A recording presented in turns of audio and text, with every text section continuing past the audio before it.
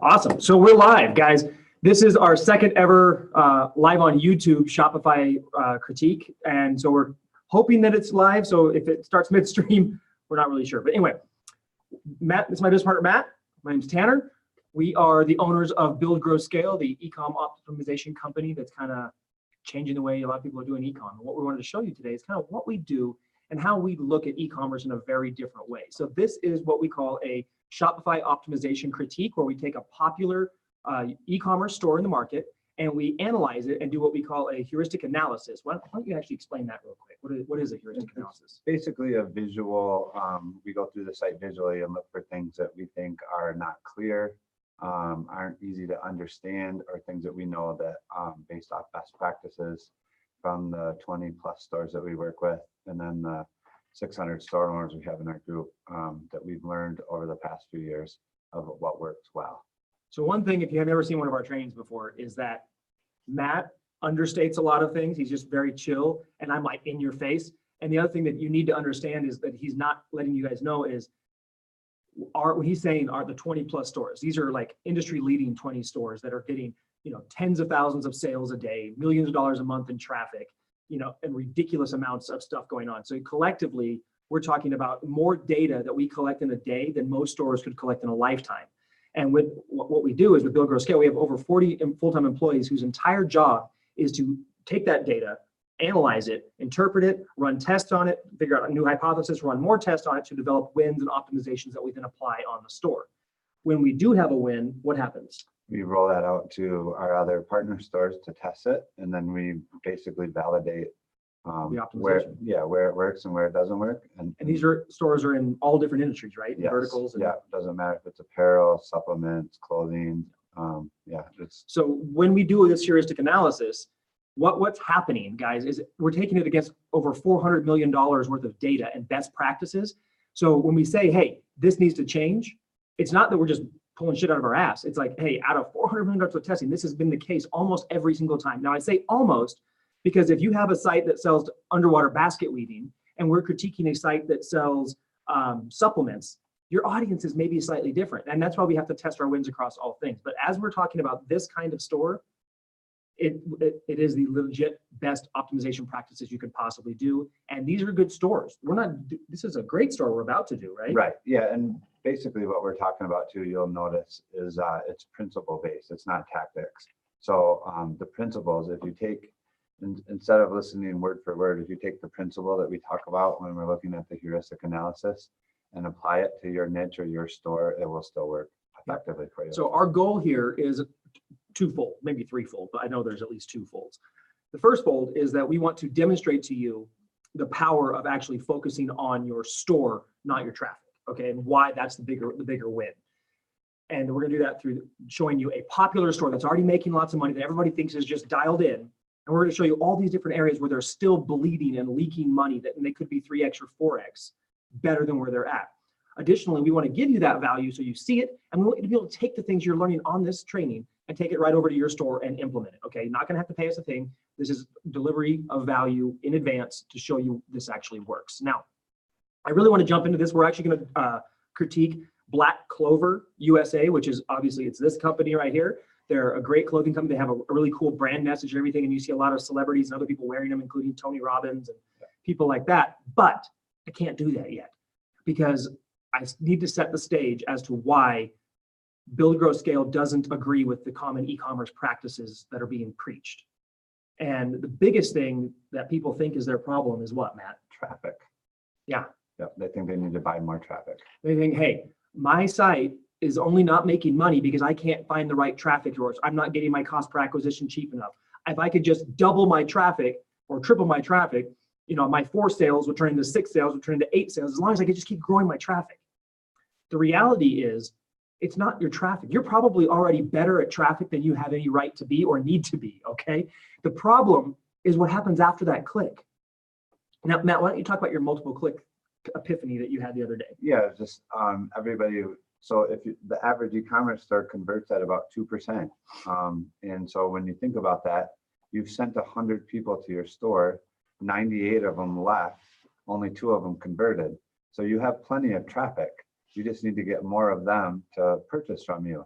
So you're spending all this time on this one click to get another 100 people there for the 2 sales, when really, if you could go in, when you think if they landed on your product page, by the time they complete that, you have 6 or 7 clicks right there. So if you start optimizing those 6 or 7 clicks, it will be much easier to get 2, 3, 4 sales off of that 100 people you bring.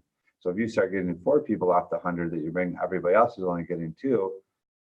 That's how you're going to dominate your niche. And that's what Build, Grow, Scale does with our clients and everything else. Our entire model, I mean, we don't get me wrong, we love traffic and we love lots of traffic and getting more traffic, but it's absolutely asinine to try to buy more traffic when your store is full of holes. We like lots of traffic when the stores. Yeah. So you think about your store like a bucket, right? The water going into your bucket is the traffic. Now, if your bucket was solid, you just keep all the sales, and the water that stays in would be sales. However, your store is punched full of holes in it's like a strainer. So the more you pour water into it, the more water falls out of it, and that's lost sales. So very little actually stays in. Our job at BGS and what we've learned is that if you patch the holes first, more sales come in from the same traffic. And then when you turn up the traffic, you just keep growing. And then you can really make money. You need a bigger and bigger bucket. Yeah. And if you want to scale, you need revenue optimization. Okay. And revenue optimization is optimizing that buyer's journey. And we're going to show you a little bit of that right now. So I know we've talked a little bit. We haven't even gotten into the story yet. So let's stop this. Let me share my screen and let's show you Black Clover USA. All right. So I'm sharing my screen. We're going to load this site in an incognito window to make sure that it loads fresh, like it's never been loaded before. All right, so we're gonna let it sit for a second. Boom. Okay, that comes up. Now let's see. I think there's something else that's gonna. Yeah, there's a push notification one. Should be a push, unless it doesn't work on incognito. Yeah. Okay. Okay, so why don't we start here? Yeah. So either way, literally within a matter of a couple seconds, they're already asking you for your birthday and your email before you've actually even seen their products. So we're not opposed to pop-ups, but we think that they should be done on exit. Otherwise, what you're doing is you're basically interrupting the buyer's journey. So once they get to your site, by doing this, you're giving them a chance to go, oh yeah, I don't want to be marketed to, I just want to look at what they have, and they'll leave. Yep. Or they'll exit out of this and you've already irritated them. So another viewpoint on this and how it is, the revenue optimization is about optimizing the buyer's journey, okay? Not the seller's journey. The person who owns this store has a different mentality than the person who's coming on it to buy. They don't think alike at all. This is buy my shit is what this pop-up is about. Yeah. However, I have not, like Matt knows their products. Yeah. I don't know their products. I've never seen them. Okay, so your page loads, your website loads, and before I can even see what you sell or any of your product, you're telling me, hey, I want to give you 15% off. Okay. And give me your birthday and your email so I can send you spam. Exactly. On top of that, so now here's what goes through a consumer mindset. All right. I see that. Number one, I'm like, okay, wait a minute. Now you're pushy. But why are you giving me 15% off before I've even seen your product? Is your product that overpriced that you have to discount in advance of me seeing it to make me think it's worth it? And that's not good. But if you look at this form from a form perspective, it's a terrible form. Okay. The primary thing they want is the email. Okay. That's the most important. They do want the birthday as well, so they can send out birthday notifications and discounts, which is a great thing. Okay. But they have birthday first, which is the secondary information. We don't want that right now. We need the email first. And the subscribe button is on the same line as the birthday, while they actually need them to fill out one more field before clicking subscribe. On top of that, the word subscribe implies commitment. Yeah, nobody wants to subscribe. So there's a whole lot of things going wrong here. Yeah, you could hit enter or get my 15% off. Get my 15%. But subscribe basically is, they're asking. This reminds me of the scenario where you always say they're asking for a wedding ring before you even got a kiss. Yep. Like, let them look at your stuff, let them understand, like, why would I give you my personal information before I even know if I want to buy from you? Yep. Even if you're going to give me 15% off, there's lots of other places to do that. And you can hit me with this if I'm going to exit as well as a last chance. But at least let me look at your stuff before you're asking for something from me. Totally. That brings up another point that Matt always talks about. Our ROs talk about. RO is revenue optimization expert. That's one of our what we call our staff. they're always talking about how, and we know for a fact that every form field reduces the completion rate. So if every piece of information you ask for reduces it. The more sensitive the information, the harder it is to get them to want to commit to it. They have no concept here of why you need their birthday. Matt and I know because we know what they're going to do. But a regular consumer doesn't know that, hey, you're going to send me a special discount or a present on my birthday. If they would simply say that, they'd probably get a lot more completion rate on this. But as it stands right now, why do you need my birthday? Yeah, it says to receive updates and exclusive offers directly to your inbox. But what do we want to update from them about? Like, people don't care about you, they care about themselves. Yeah, and one of Matt's like catchphrases that he always says when it comes to like optimizing forms and things like that is that people are happy to give you the information you need as long as they understand why and it's a relevant reason. Yeah. So, and guys, haven't even gotten to the site yet. Now, I actually do want to set this back. Do we hate Black Clover? No, we like them a lot. Actually, we want them to do better. Yeah, we like this brand. We want them to do better. And so you may hear us saying a lot of negative sounding things, but it's coming from a good place in that we actually want this site to perform. If they hire us, that'd be phenomenal. If they don't want to work with us, cool. If they would just watch this video and implement it themselves, their site, I guarantee you, would do way better than it's already doing. And they don't owe us a thing. We're not It'll help them think better. We're not trying to be a negative here. We're actually want to help them, help you, and help anybody who sees this do better at making the customer journey good. Because again, e-commerce is not about you guys. The whole point of e-commerce is about the consumer, the customer, taking care of them. And if you take care of your customer, you're going to get what you want on the back end. Okay. So let's go ahead and close this and look at the homepage. All right. So you want to start? Sure. So right off the bat, if you scroll over the shop button, typically your main menu should give you options and it should be clear. So your homepage is designed for two things. One, to build trust, and then two, very easy navigation to what you want to find. So for us, we don't think a shop button is a very good title. Or the term shop. Yeah, or the term shop, because at the moment they're not shopping yet, they're browsing. They're a shopper once they add something to their cart, then they're shopping from you. So we have that different mentality from that perspective. Live Lucky, I don't know what the difference between shop and Live Lucky is as a first-time customer here. So to be honest, like, to me, those two main menu items, they're actually the very first two, don't provide a whole lot of value. And then Live Lucky Club. Right. Yeah. Right. So, and then the Lucky blog. So if you think about it, this is your main area that every single one of your people is going to look at. And this is a store too, right? Yeah. Not a blog. Right. So this is your opportunity to give them easy navigation to what they want to look for. It could be hats, it could be their shirts, it could be their college items. But if you look at this, so if you go to hats, they have 3, 6, 9. That would be good for a collection page. It's not good for the homepage. So essentially what they need to do is remember what each page is for. The homepage is for, yes, I landed on the site that I meant to, and then I want easy navigation to what I'm looking for. It would be more like college, men's, women's, accessories or hats or something along those lines. Yeah, so because their job is to go to the product page from here or a collection page, not look at the BC business, whatever that is. Right. Okay, I don't even know what that is. Or college shop, Live Lucky Club, blog. Blogs are great, and they may even use their blog. But once you've got a person on your store, the purpose of your store is to sell, not send them to your blog. And so on the homepage this is offering the wrong information at the wrong time. You want them off the homepage as quickly as possible into a category. So essentially, part of the reason that this is set up like this is because the developers aren't marketers. Yeah. They build your store and your theme to be an online store catalog. And so now basically what this does is they go, oh, okay, we have this mega menu. I'm going to give you everything that we offer. I'm going to give you the ability to choose every single thing that we sell on the homepage, and then you can go find it. Well, that's cognitive overload. Yeah. If you get them to go, oh, I'm interested in a hat, and they click on that, and they go to the hat section, and then on the hat page, you would have filters. Do you want it to be men's, women's, premium, memory foam? That's the proper place to do it.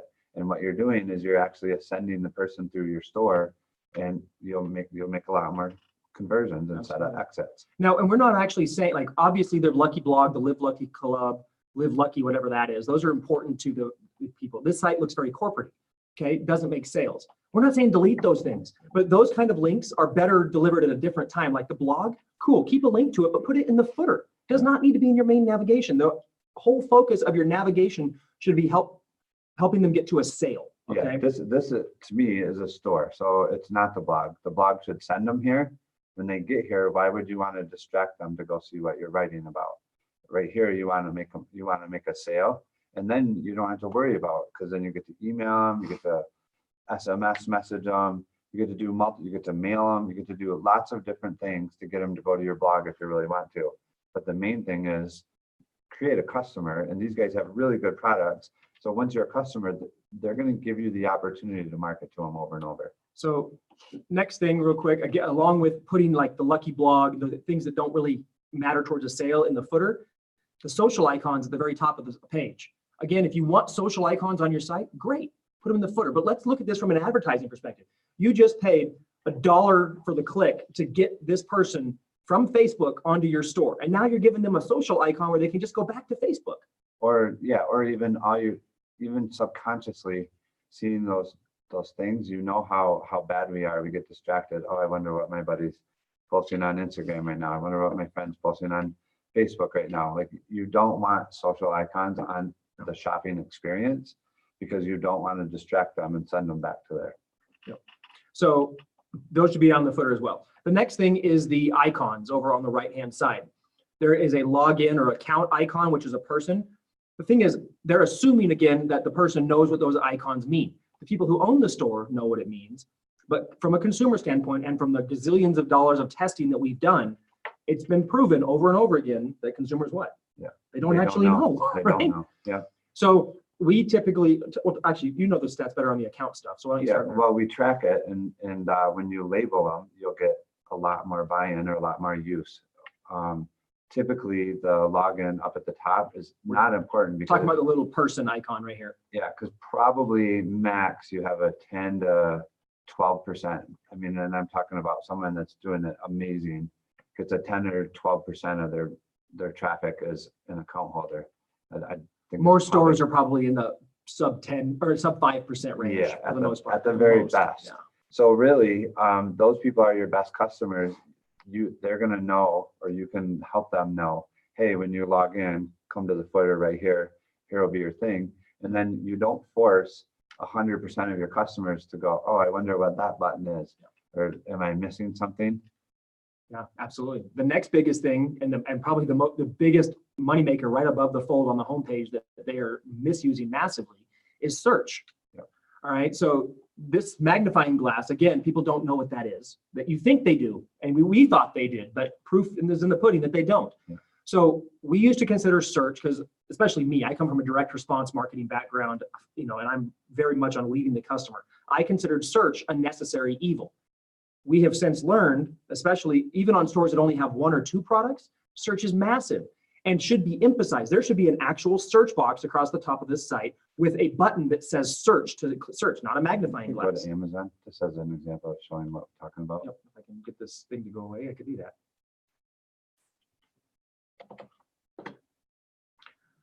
So Amazon obviously has the search bar, right? Yeah. So what we've realized is that when people use that, they convert about 3 times higher, and they actually convert about 4 times more, and they're worth about 3 times as much as an average customer. I'll say that again, So because this is important. Listen to this. yeah, so if your site averages about a 2% conversion, the people that use search will convert about 8%. And then they'll be valued at about 3 times the average of 3 times more than the average customer. So essentially, we try to make that search bar as prominent and get used as much as possible, because with as little as 5 to 7% of people using that search, we've got it to equal between 20 and 25% of the site's volume. 5% of people using search, 20+% of sales volume. Yeah. This is a valuable customer segment, especially on a store like this that has a lot of variants, a lot of different stuff. People they want to browse easy, and they're used to searches. Yeah. The other really cool thing is people don't just search product names. What do they do with search? They search their problems or what they're looking for. So the other thing is you can find out what they're searching for most and then actually reorder your site or reprioritize it so that you're actually hitting those customers a lot better. And we might as well jump down to the banner right now. Like if you look at this, that's your most valuable real estate above the fold. And literally at this point, they haven't told me what they sell yet. So if I'm a new user here, I've come across this site, I don't actually know what all they're selling yet. I'm going to make an assumption that it's a hat, but it's not even actually a really good picture of I their can barely hat. see there's a Clover there. Yeah. So to be honest, they're using they're basically wasting their most valuable piece of real estate. And guys, we're spending a lot of time on the homepage and you're like, well, I don't send people to my homepage. Well, guess what? Your traffic still goes to your homepage, whether you send them there or to a product page or not. They're going to go back and check it out. Yeah. But this applies to every part of the site, and we're going to keep going through it. If you say, oh, I send my traffic to my product page, you're making the assumption that you guessed right every single time that the product that you send them to is the exact one that they want.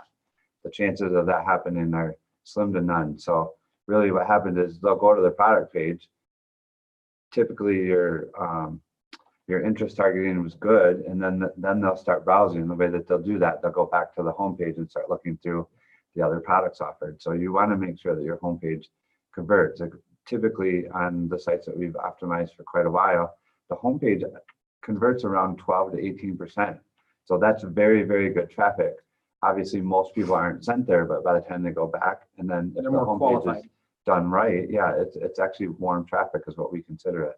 So we're still above the fold. The last thing we're going to talk about above the fold is actually the two things. Number one, since the banner's so big, we don't know what they sell. There's no categories, even in the navigation, so we don't see anything. That's bad. It doesn't address that enough. The other thing is there is no value proposition. There is nothing unique. There's no unique selling position about this store and why I want to be involved or what makes it cool or even something to push me over the edge. So they're trying it, but they're doing it very badly. And that is that moving black banner right there where it says hassle-free returns, 30-day postage paid, and then free shipping on all orders over 50. If you want to use those, cool. But they should be up where that social banner is that's white up at the top, that social bar in the center. And you need to pick one, not trying to push two things. Honestly, in our case, if you're talking about returns before they've seen the product, now you've hit me with a discount and you're talking about returns, you're telling me there's something wrong with your product and I'm not going to be happy. Yeah. They're much better off leading with the free shipping on orders over $50. That's cool. And then on the product page where people actually start thinking about shipping and returns, then you can address that, hey, hassle-free, we even pay return. Yeah, I actually saw a video this morning. He said address the elephant in the room. It makes it a lot easier to fit in the room once you get the elephant in the room out. So essentially talking about hassle-free returns, I don't know what you sell yet. I definitely don't know if I'm going to buy. I've already been offered a 15% discount to give you my personal information. And now you're one of your value propositions before I've done any of that is, hey, you get to return it if you don't like it.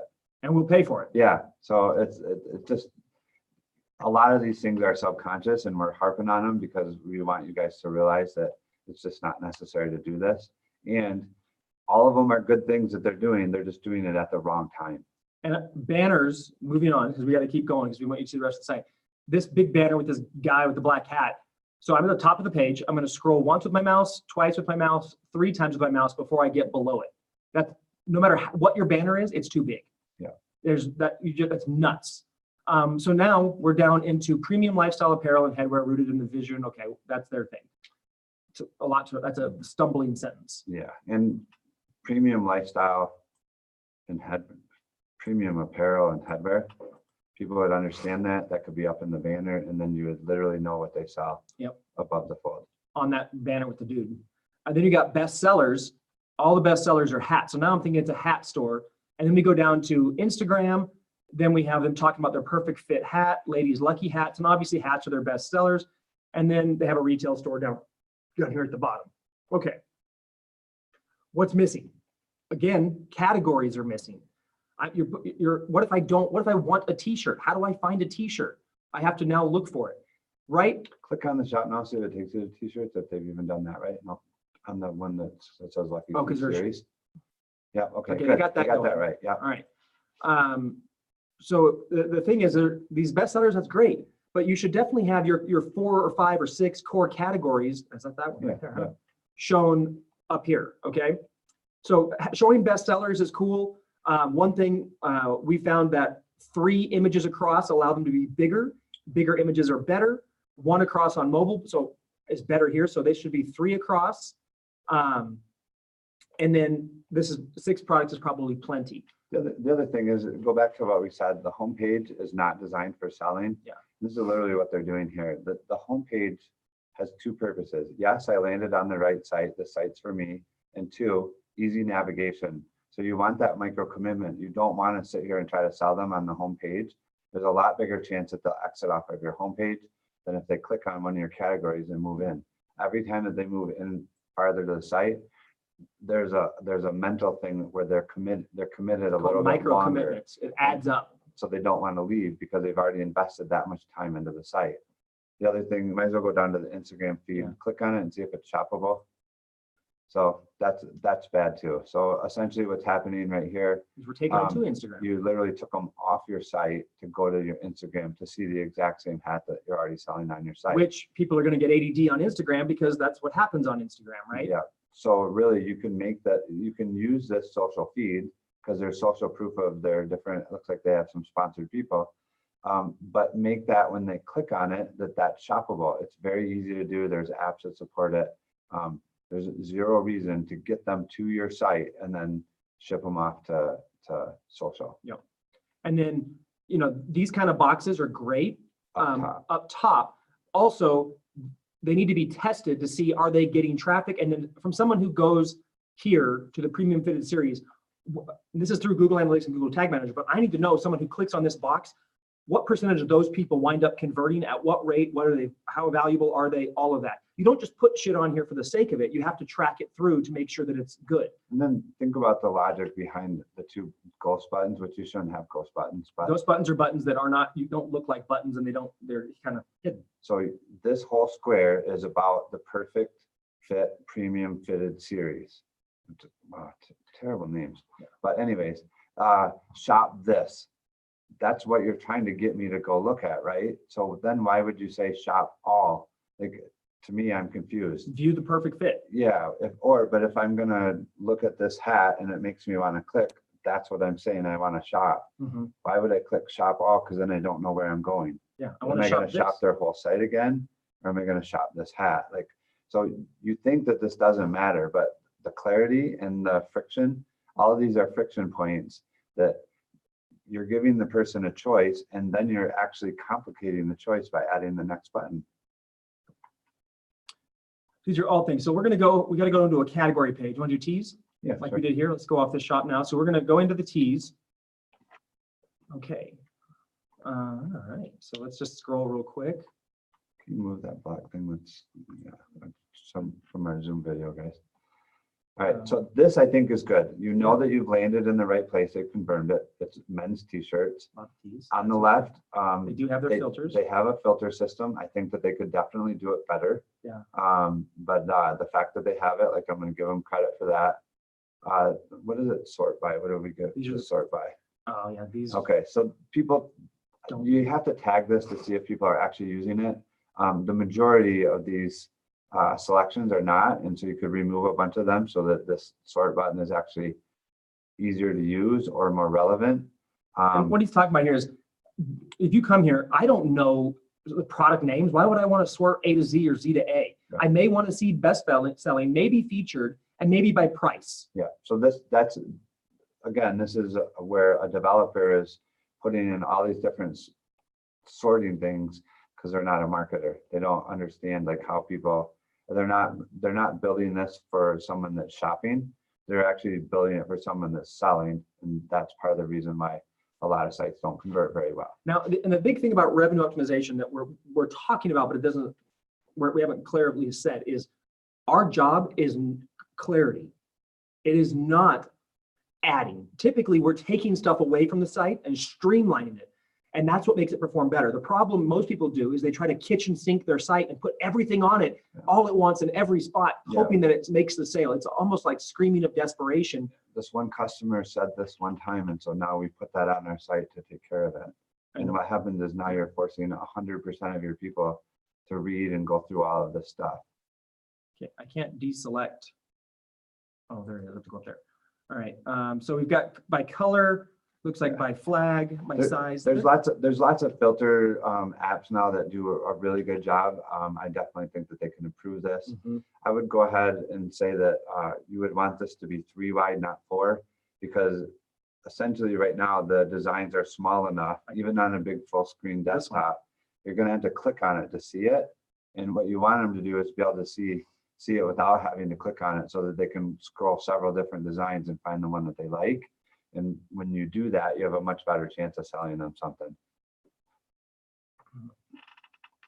Okay, so it's our, oh, no, there we go. That's just slow. Okay, so we sorted by best selling. Yeah, we might as well go to a product page now. Yep, let's jump in here. You want to talk about quick view? Yeah, we don't think it, honestly, we don't use it because we want them to confirm their selection. So if they're going to need information in order to make a buying choice, the quick view, the only reason the quick view is there is because you have so many on the page and it's so small that people can't see it. If you drop it to 3 so that the images are bigger, it's going to be much easier for people to see. But we disable this. Yeah. Or just delete it. Actually, we take the whole code out because it's also slow for the site. Yeah. Okay. So another thing here, before Matt gets into picking it apart, which they're doing some good stuff, but some bad stuff. The biggest thing is this store is not prototypical, this page. Prototypicality is critical when it comes to shopping, because shopping online, shopping in general, we're so used to doing it, it's a subconscious thing. This site with the picture on the right and the text on the left is exactly opposite of what every other site does, every other big site, Amazon, all the ones that you want. So what you're doing is you're like your brain, even me, I'm like, whoa, wait a minute, what's that? And I know what I'm looking at. So this is just creating a red flag in their mind that just makes them feel weird for no reason. It's again, just to be different, and different doesn't necessarily make a good thing in this case. Right. So you want us to talk about this stuff? Yeah, so we do like swatches, and it looks like they're only showing them in the ones that they have inventory in, because I'm sure that they offer more than large and extra large. So I believe that that's good as well. The add to cart button being ghosted is not a good idea. You really want the hierarchy of focus to be on the next action. And at this point, they're not ready to buy the shirt yet. They're still actually in the browsing mode. Once they add it to their cart, then they would proceed to checkout. We actually don't ever use the term buy it now. Again, you're asking for a commitment. And what we would rather do, or where you'll get more people to move through the process, is to be more gentle and smaller about your commitments. So the add to cart button should be what they focus on, because that's the next action you want them to take. We also know that adding a little icon or an arrow to the add to cart button increases the number of clicks that you'll get on it, where people will add the cart. You want to think about what you're doing is taking them by the hand and leading them through the store. So you're essentially subconsciously telling them what to do. So the other piece is there's no sizing guide. Now, everybody who's ever bought a t-shirt in their life knows that there are different fits for t-shirts. Is this a universal, like a Gildan fit, but which is obviously not, because they're making their own shirts, but how does it fit? Is it a fitted shirt? Is it a regular? I don't know. And that's a big deal when you're going to spend money on a shirt. It says traditional men's fit. What does that mean? Right. Okay, so you're assuming that we know what that means. So there should be a little sizing tooltip box up here somewhere they can click that pops up a little sizing chart, or at least have it down in your description. The other thing is their product description is pretty weak. It's non-existent. So the Black Clover, Live Lucky. Okay, let's like be straight up honest about this. It's a shirt with a clover on it and a diamond design. It's not the design that people are buying. They're buying the brand, the lifestyle, the mission behind the brand, and that. None of that is conveyed in the description. Okay, this BC Circle Diamond Tee doesn't say anything. There needs to be a product description, a short little blurb that pulls the viewer in and like, hey, here's why this shirt is for you. Yeah. And because that's what there's nothing special about that shirt without the story and the brand attached to it. And then again, now I think that they are doing the reviews correctly. They're in Amazon Yellow, which is typical. Awesome. The social icon should not be there. On the page at all. You're literally getting ready to, you're trying to get them to add this to their cart, and then you're reminding them that their buddy's probably posting something on Facebook or tweeting something right now, and they should go check that out. All right. So another thing, one thing I do like is they're not loading you up with a bunch of useless images. They're only Right. putting images that add value.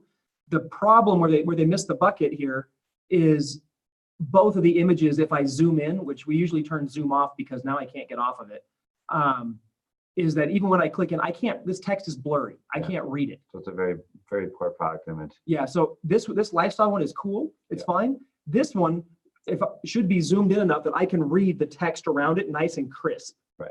Yeah. So the mock-ups are not good. If they want to sell more, they need to, that does not convey what it looks like right there, or does not make me want to buy it. I mean, I like the design, but what if it says something that I get it? I'm like, man, if I had known it said that, I wouldn't have bought it. Yeah. So those are big things down here that you may also like. That can be fine. It needs to be tested. To go back. Okay. Yeah, so I think this is good. You know what else is missing here? What's that? What if I want 2 shirts? Yeah, no quantity selector. Very good point. Yeah. Again, you're It's not prototypical. No. Typical is that you have one, and so if people want that choice, yeah, 100%. okay. So we used to say, and if you guys have ever watched one of my trainings for years, we're like side carts are the devil. They can't convert. They don't work. One of our ROs, James, actually took a challenge on and was like, I bet I can make one convert. And so you have to eat your hat. And I'm like, go for it. And he did. Yeah. And now we live by side carts. And we've watched the industry over the last couple of years adopt it too. So, but there's a right and a wrong way to do it. yeah, this one is I'm gonna say that it's fairly close. The thing that if you look at right now, their support button is actually over top of the checkout button. Yep. So that's not good. The other thing is the shipping taxes and discounts. You're basically saying at this point right here where you want them to proceed to checkout, hey, by the way, it's $28, but we're going to add some more money to this process later on. And that's not a good way to get people to click checkout and go to convert. Because now you're basically raising a question in their mind, oh, if it's not $28, how much am I actually going to pay? And they already subconsciously know that those things are going to be talked about at the right time. I'm just going to punch Matt. But so you're just bringing it up for no reason. Right. It's offering typically it's offering the information at the wrong time. So here's the quantity selector. You did it. Does it update? It updates down here. Okay, good. So it does update. Yep. Yep. Okay. So we're going to go ahead and go to checkout and see what we got going here. All right. Let it load. Okay. Now, so this is a pretty standard checkout, but I'm just going to say it, like for such a good band, 100% standard. this is lazy. Yes. I don't care who owns it, like the fact, whatever. This is just straight up lazy. They didn't even take the time to upload their logo to the checkout page, which is its own special thing. Takes what, 3 seconds? Yeah, at the most. I mean, to go in and find it and actually upload it, it's going to take you less than a minute. Yeah, and the whole point of this is the nerve-wracking page for a customer. Okay, why? Because it's where they're going to enter their personal details, their credit card information. They're all scared about being identity hacked online, and this is where the weak link happens. They've been on your site. They're used to this nice, clean brand image, which they've done really well on. Yeah, yep. And then you get to their checkout, and you feel like you've gone to another site. It doesn't look like Black Clover. It doesn't have the logo. It doesn't have the trust. Now I feel sketchy on this page. The express checkout functionality. So actually, you want to talk about the logo and the social proof?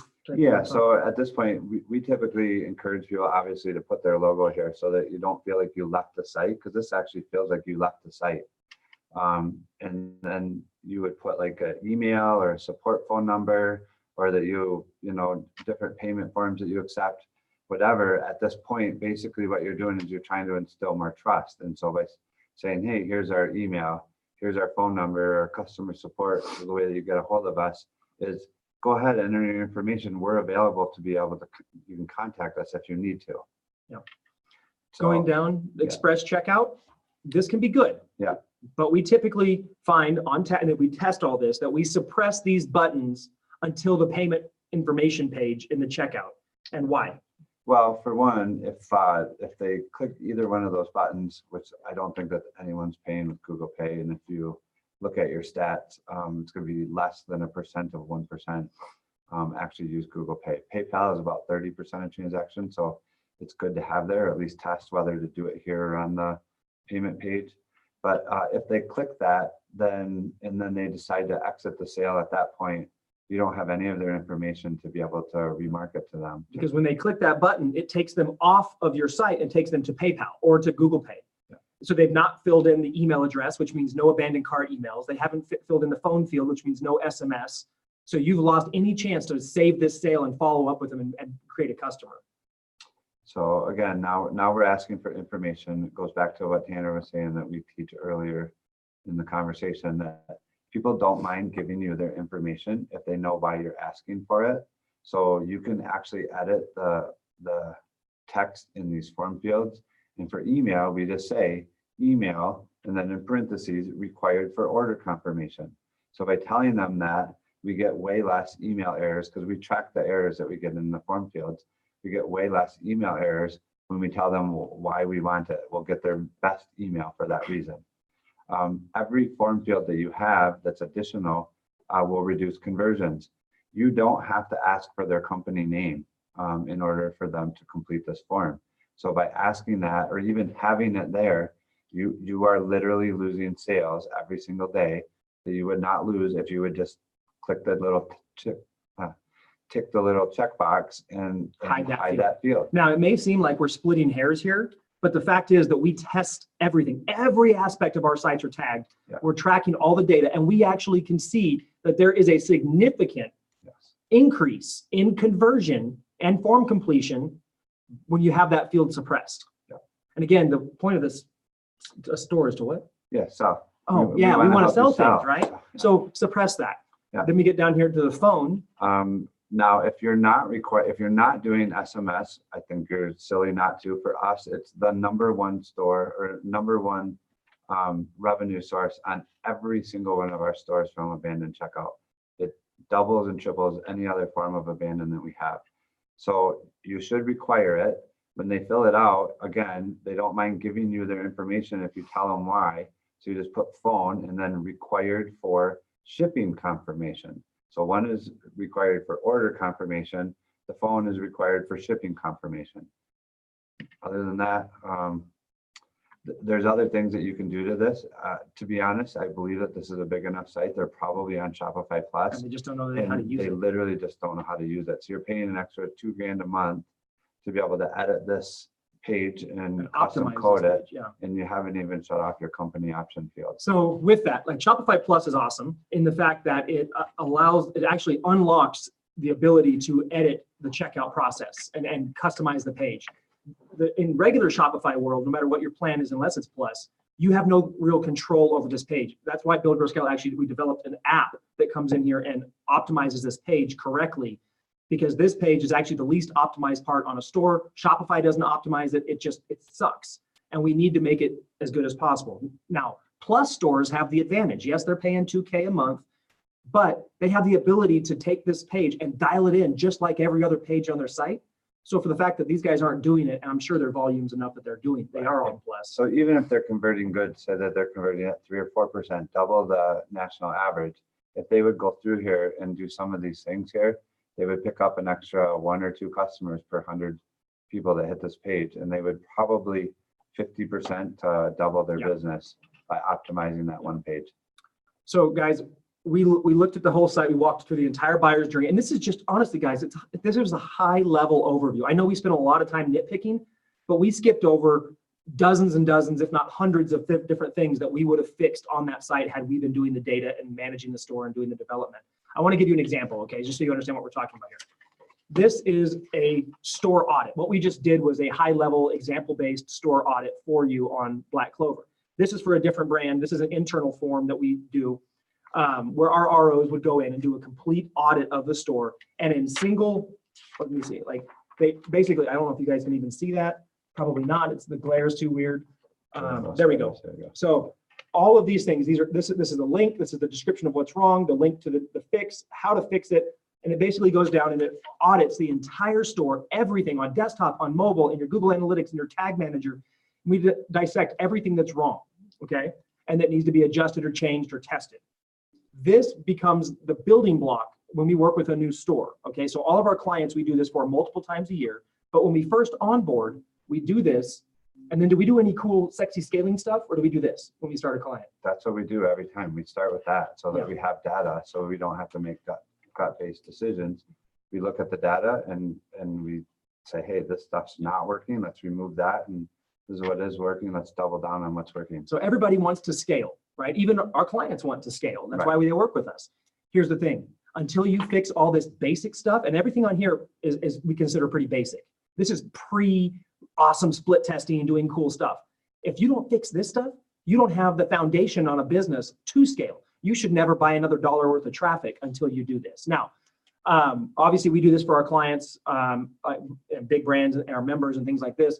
What we actually decided to do was, if you liked this and you were thinking, man, I wish I could get them to look at my store. Well, you can, okay? We have, like I told you guys, over 40 different revenue optimization experts that work with us and work on all of our stores and everything else. And Matt works on that side of the business with those guys a lot, and realized that we have slack in our schedule with some of these ROs every month. So what we decided to do was to allow our ROs to do public critiques on stores, not public, excuse me, but to the public, offer them to the public when we have slack time. So if you would like our team, which trust me, you want our team versus us to do it because they're way better than we are, to do a site audit like this for your store and deliver it to you on a silver platter, go to buildgrowscale.com/audit, AUDIT, buildgrowscale.com/audit. And you can see an entire page that basically outlines our service, what we offer, pricing, and if it's available. Now, what I mean by that, there is some scarcity, and the scarcity is that we only offer it with slack time, right? Yeah, and there's not other offers there. So it's not like you're going to get hit with a whole bunch no of upsells or Yeah, downsells. Tell them what the sneaky plan Okay, is. so here's why we're actually doing this. This is the sneaky, dastardly plan. All right, we look at the market and we're like, hey, working with Build, Grow, Scale, it's an investment, whether it's through our programs or events or our amplified partnership where we partner with these big brands. And not everybody's ready for that. Not everybody trusts us yet. Not everybody knows that we can help them. So we said, what's the best way we can help people put our best foot forward, short of actually doing the work for them? And what did we come up with? This is literally what we came up with. We decided, hey, why don't we make our site audits available to people who own stores and let us basically tell them, use our expertise, our data, everything to help them make their store better. So by delivering this to you, you pay our team to do an audit for you, and you'll get this report and you go through and you make these changes, okay? You make these changes, you're gonna make more money. Hopefully you put all of them in, but what we do, because this is kind of overwhelming, we actually put a low-hanging fruit section in here. So after our RO does the audit, they go back through and compare it against all of our data and best wins and practices, and they pull out the low-hanging fruit, which are the best 3 to 5 things that you could do right away to make the biggest impact in your store and create pretty much instant ROI. This is the fastest way to the money. Now, the sneaky part. Our belief is that by doing this for you, after you do this, you implement the low-hanging fruit, ideally you implement more of it, you're gonna be so blown away by the results you get that you're gonna come back and go, man, what else can I do with Build, Grow, Scale? Could I come to one of their events? Maybe I wanna join one of their programs. Maybe I want to become a repeat customer. So our extremely sneaky, totally top secret plan that nobody on the planet knows is that we want to create repeat customers. So by delivering our absolute best value. Yeah, we're saying let's lead with value, something that will get them to know, like, and trust us. Just like what we teach on a store. You want the people that come to your store to know, like, and trust you. And so all the stuff that we do on that store is what we do to help that customer do that with you. And so this is our way of doing that with Build, Grow, Scale. Yep. So if you enjoyed this roast, I would call it a roast, it's a critique, but if you like it and you would like to see a detailed version, because this is just scratching the surface. If we did this for Black Clover and we actually did a complete audit, it would be way longer than this. It would be hours. It'd probably be 20, 30 pages worth of notations. Yeah. But if you'd like to have that for your store, then go to buildgrowscale.com/audit, read through the page, see how it works. If there's a buy button there, that means that we have availability to do an audit. If there's not, there'll be like a wait list button, or you can opt in to get on the wait list. Again, if it's not for you, that's cool. Just use what we showed you here today and implement some of the stuff on your store. Look at it objectively and go, oh man, I'm doing the same thing, or how am I approaching this? Look at it from a perspective of the consumer, not the store owner. The biggest thing with the store owner is your store may work and you think it works flawlessly. You know why it does? Because you know all the nuances. You know how to work your store. You know where the funky clicks are. You know all that stuff. A person like me coming to your store for the first time doesn't know that. So optimize your store for the buyer, for the customer, not for you. All right. With that, guys, if you enjoyed this video, leave us a comment below. Let us know what you thought. We want to do some more of them. If there's a site you'd like us to audit, that's not your site, like a popular site. If you want us to audit your site, you're going to have to pay for that, right? You want us to audit a public site like this, go ahead and throw it in the link in the chat below. Maybe we can do an audit on it sometime. All right. With that, we'll see you guys later. Ciao.